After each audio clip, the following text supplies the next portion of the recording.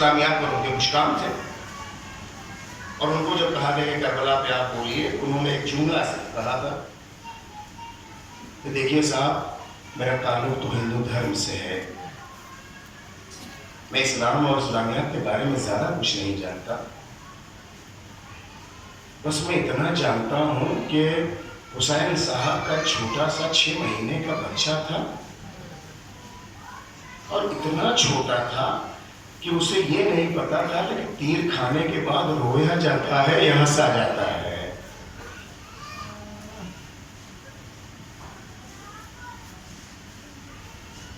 موت کو مات دیا ہے اس گھرانے میں۔ بس ایک ہلکا سا واقعہ ہے، میں عادی نہیں ہوں گھنٹوں مسائل پڑھنے، اس لیے کہ دل پہ چوٹ لگ جائے، رونے کے لیے جملہ کافی ہے۔ اے میری ماں بہنوں، اللہ تمہاری گودیاں آباد رکھے، تمہاری بچیاں سلامت رہیں، اچھے نصیب ان کے ہوں، اللہ کرے وہ بچپن میں کبھی یتیم نہ ہو،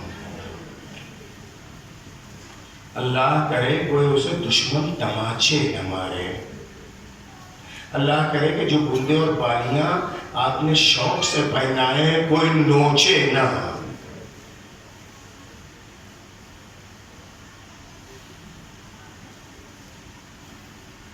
قافلہ گزر رہا ہے اسیروں کا، ایک جگہ پر 2-3 جملے، ایک جگہ روکا گیا، خولی کے ہاتھ میں نیزہ، نیزے پہ سر حسین ہے،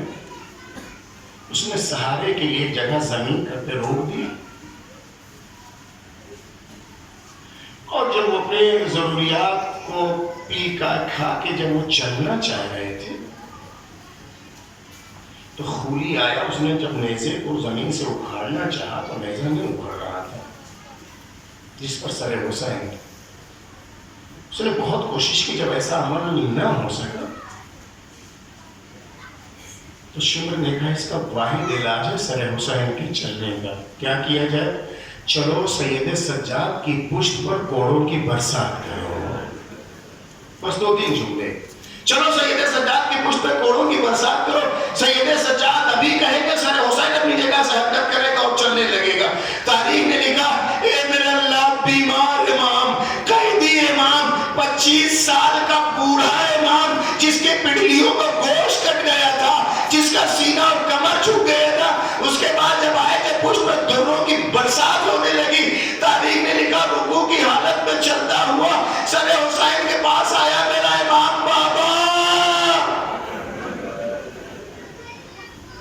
آپ کے بیمار بیٹے میں تعزیانے کھانے کی طاقت نہیں رہی بابا، خل اللہ و رسول قدم آگے بڑھا دے، آواز آئی میرے لال، میری امانت راستے میں گر گئی ہے۔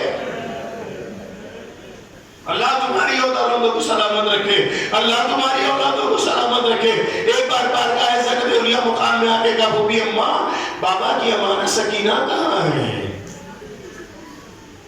جب تلاش جاری ہوئی تو راستے میں سر راہ، اس لیے کہ اونٹ کی ننگی پیٹھ سے سکینہ کو باندھ دیا گیا تھا۔ جب گئی وہ 2 جملے، گئی جا کر کے دیکھا کہ ایک محجبہ بی بی بیٹھی ہے، بچی کو اپنی آغوش میں بیٹھائے ہوئے ہے، دلاسا دے رہی ہے، بچی کو سکون آ گیا۔ جا کے زینب کبریٰ نے دیکھا، پہلے سوال کیا کون ہے آپ، دوسرا جملہ شکریہ دے دیا، اے بی بی آپ کا شکریہ، میرے بھائی کی امانت کو سنبھالا۔ ایک آواز آئی، زینب پہچانا نہیں تیری دکھیاری ماں، فاطمہ ہے میری لال۔ سکینہ کے رونے کی آواز میرے کلیجے کو برما رہی تھی۔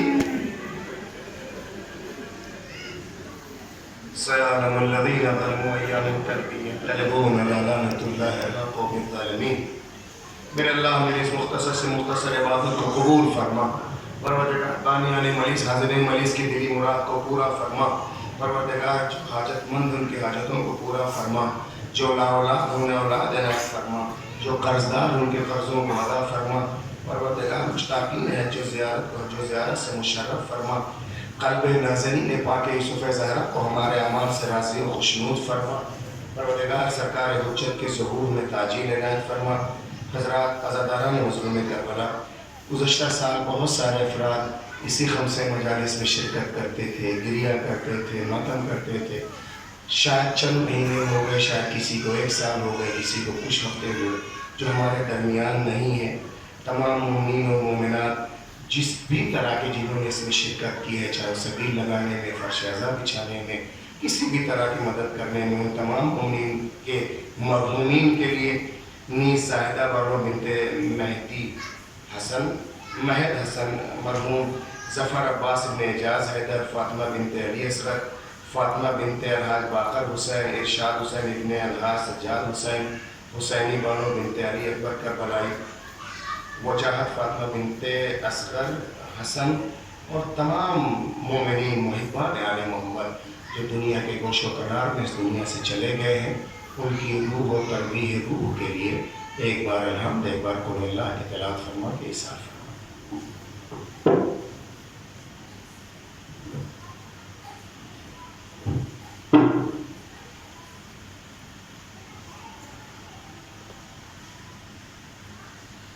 بند نہیں کرو ابھی آپ سے طے کر دیں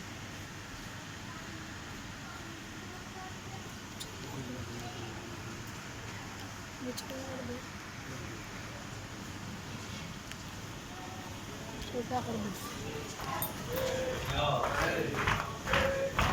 دیں